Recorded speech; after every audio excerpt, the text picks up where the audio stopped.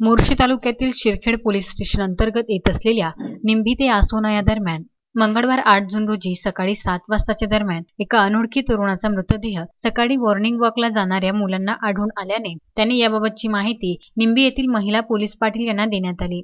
Police पाटलांनी सदरची माहिती तात्काळ शिरखेड पोलीस स्टेशनला देण्यात आल्यानंतर शिरखेड पोलिसांचे पथक घटनास्थळी येऊन पाहणी केली।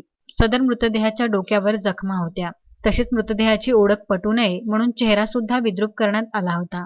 घटनेचे गांभीर्य पाहून अप्पर पोलीस अधीक्षक श्याम घुगे तसेच मोर्शी येथील उपविभागीय पोलीस अधिकारी कविता फरतडे यांनी घटनास्थळावर मृतदेहाची पाहणी केली। पंचनामा करून सदर मृतदेह शवविच्छेदनासाठी मोर्शी येथील उपजिल्हा रुग्णालयात पाठवण्यात आले होते। पोलीस पाटलांच्या तक्रारीवरून व शवविच्छेदनाच्या अहवालावरून शिरखेड पोलिसांनी हत्येचा गुन्हा दाखल करण्यात आला होता, पण नेमका हा मृतदेह कोणाचा पोलिसांसमोर मोठा पेच पडलेला होता। शिरखेड पोलिसांच्या वतीने मृतदेहाची ओळख पटवावी म्हणून शोधपत्रिका तयार करून त्या मृतदेहाचे संपूर्ण वर्णन करण्यात आले होते। सदर शोधपत्रिका जिल्ह्यातील सर्वच पोलीस स्टेशनला गुन्हे शाखेच्या वतीने पाठवण्यात आली होती।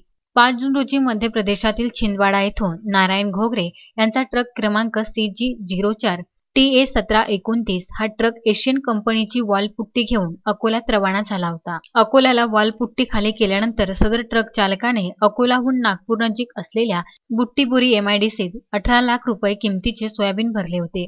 सायंकाळी 5:30 वाजताच्या दरम्यान अकोला शहर सोडल्यानंतर रात्री 10:30 वाजल्याच्या दरम्यान सदर ट्रक चालकाने नांदगाव पेट्रोल नाक्यावरून टोल भरून पुढे निघाला असता सदरचा मेसेज ट्रक मालक नारायण घोगरे यांच्या मोबाईलवर आला होता। त्यानंतर सदर ट्रक नागपूर बुट्टीबुरी येथे न पोहोचल्याने ट्रक मालकाने सकाळी नांदगाव पेट्रोल पंपाजवळ ट्रक उभ्या अवस्थेत आढळून आला।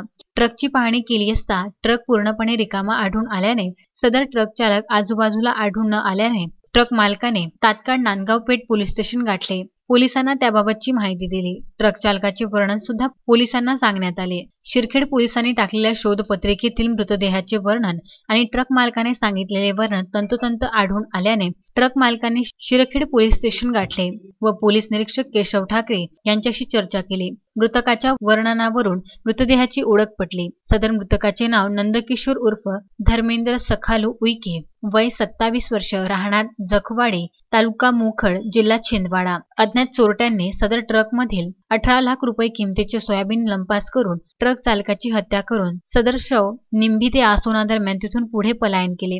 शिरखेड पोलीस खऱ्या आरोपीचा शोध घेण्यात यशस्वी होईल काय हे पुढे पाहणे गरजेचे आहे। पोलीस ठाणे शिरखेड येथे अपराध क्रमांक 169/2021 कलम 302-201 भादवीचा गुन्हा दाखल असून यामधील अनोळखी मृतक याची ओळख पटलेली आहे।